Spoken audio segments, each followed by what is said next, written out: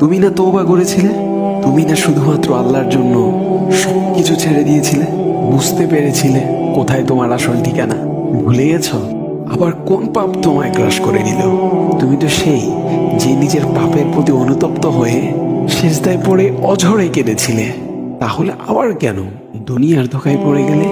কেন ভুলে গেলে কোথায় তোমার আসল গন্তব্য? তুমি কি হার মেনে নিয়েছো নফসের কাছে? তুমি এত দুর্বল? ভুলে গেছো তুমি কার বান্দা? কে তোমার রব? তোমার রব তো সর্বশক্তিমান। সর্বশক্তিমানের বান্দা আবার কখনো দুর্বল হয় নাকি? মৃত্যু পর্যন্ত লড়ে যাও তুমি। শয়তানকে দেখিয়ে দাও তোমার ইমানের পাওয়ার।